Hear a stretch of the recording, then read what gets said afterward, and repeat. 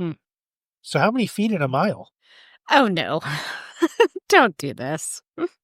5,280, obviously.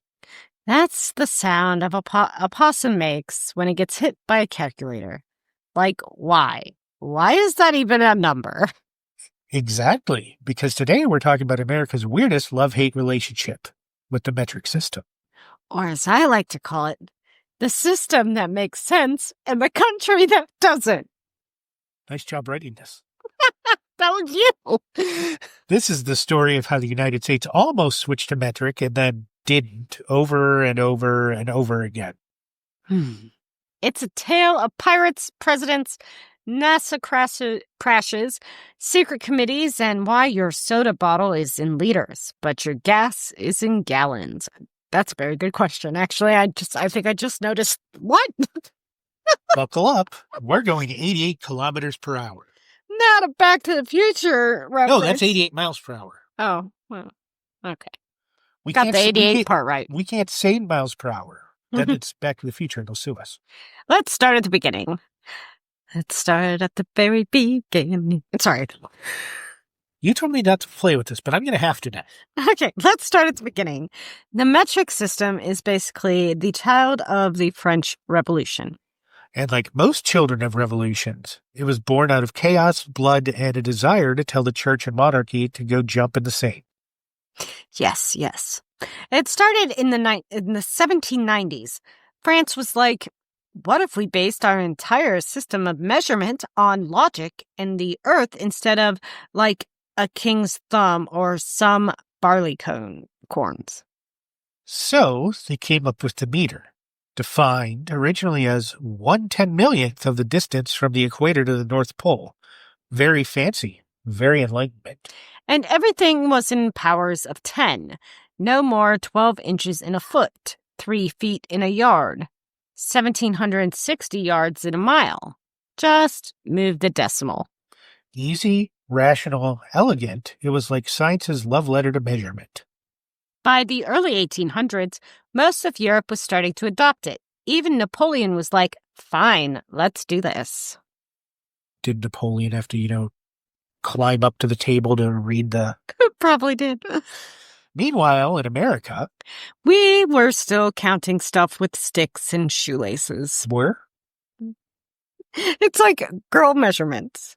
Have you never seen the joke about how girls measure? Like if you're moving something? Sure. We don't use measuring sticks. Tape, whatever they're called. Okay, not quite, but close. We were using a mix of British imperial units, inches, feet, gallons, and local variations. It was chaotic. Thomas Jefferson wanted us to switch to metric. He saw the French revolutionaries doing it and was like, that looks neat. But here's the kicker. In 1793, the French tried to send a standard meter bar to the U.S. by ship. And it got captured by pirates. I swear we can't make this up. Metric America was lost to the high seas. So instead of going metric in 1790s, we stayed with whatever system we were cobbling together at the time. It got so bad that by the mid-1800s, Congress had to pass laws just to standardize our feet and pounds. People were using slightly different versions in every state. But here's the weird part. Well, another weird part. Even as we were using imperial units, the scientific community in America was already moving towards metric. Because it's better. It's just objectively better. For math, physics, chemistry, astronomy, you don't want your moon rocket to be off because someone confused a rod and a cubit. Spoiler alert, that's going to come back later. Way to spoil it. I did say spoiler alert. So you didn't give anybody enough time to pause and fast forward and tell them where to fast forward to. In 1866, Congress passed the Metric Act, which legalized the use of the metric system in the U.S. Legalized, not required. Right. They were basically saying you can use it if you want. We're not mad. And very few people did. But behind the scenes, the U.S. government started working in metric more and more. Scientists, military engineers, industrial designers, they were already bilingual. The public? Not so much. They were still measuring their cows and hands and their whiskey and pints. How many pints have you had today? Not enough. Why don't you have to deal with me? I saw that look. Our listeners will get to, though. Fast forward to the 1970s. America is in a strange place. Watergate, gas shortages, bell bottoms. And suddenly we're obsessed with the metric system again. Why? Because the rest of the world was switching, and it was getting awkward. Cars made in Japan, metric bolts. Oil companies, metric barrels. International trade, metric tons. America looked around and realized, oh no, we're the weird ones. I like being weird. That explains it. Mhm. I'm glad you like being you. So in 1975, Congress passed the Metric Conversion Act. It created the U.S. Metric Board and declared a national policy to coordinate and plan the increasing use of the metric system. And by coordinate and plan, they meant gently suggest it while doing almost nothing. The plan was voluntary. No mandates, no hard deadlines, just vibes.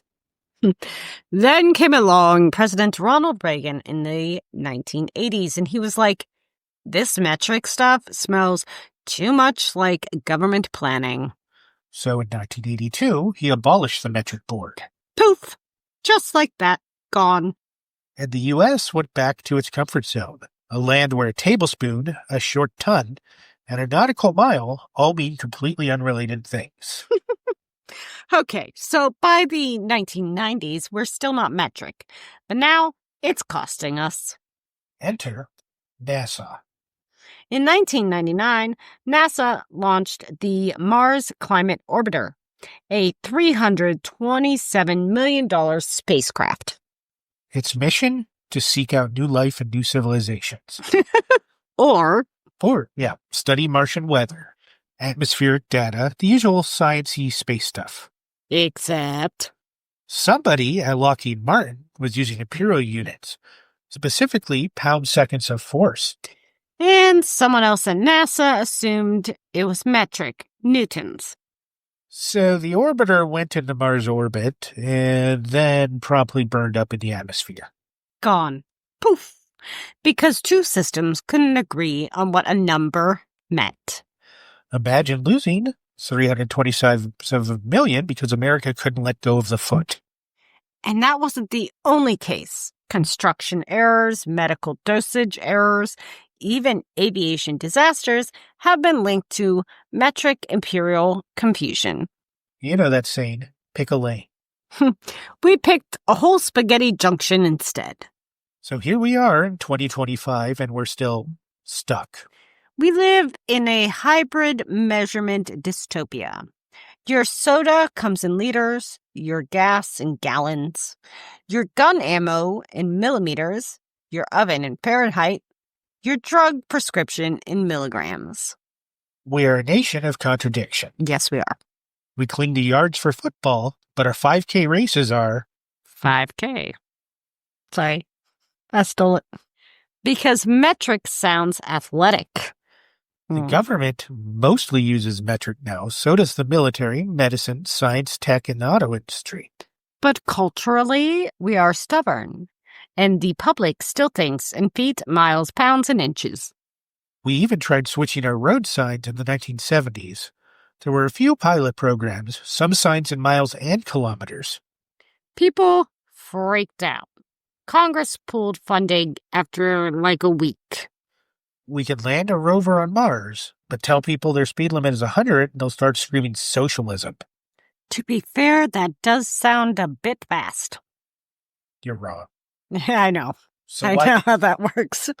So why didn't we switch? It comes down to three things: inertia, identity, and, of course, politics.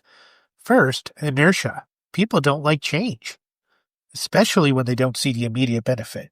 Second, identity. There's this weird idea that the metric system is somehow un-American. Which is hilarious because it was championed by Thomas Jefferson. You know, Mr. Declaration of Independence. Third, politics. Anytime a government tries to make sweeping change, people cry, overreach. even if it's just changing the label on your milk carton from 1 quart to 0.95 liters. And let's be real. Fox News would run a week-long panic about Biden banning inches, even though he's not in office anymore. Inch lives matter. Stop the scale. I'm sorry. Stop laughing at my jokes. That one was funny. Doesn't happen that often. Take the win. So where are we compared to the rest of the world? Every country on Earth, except 3, has fully adopted the metric system. Let me guess. The U.S. and... Liberia and Myanmar. 2 countries dealing with civil unrest and developing infrastructure.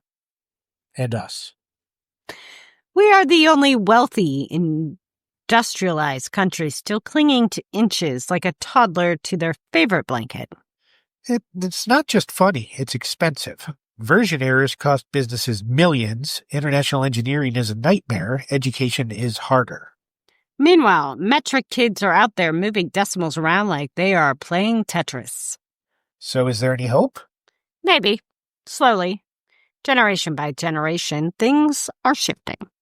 Science class teaches metric. Medical dosages are metric. International companies only make metric products. But until there's a national push with real education, real signage changes, and real commitment, it's gonna stay messy. Or maybe we'll finally do it. The day another Mars mission crashes. Or when Americans realize the metric system makes baking easier. Hey, if croissants can't convert us, nothing will. That's it for this episode of Time Tellers. I'm Dan. And I'm Renee. And remember, whether you measure in feet or meters, just don't divide by 12 in your head. It's not worth it. Unless you're building a deck. Then good luck, and may the inches be ever in your favor. See you next time. Bye!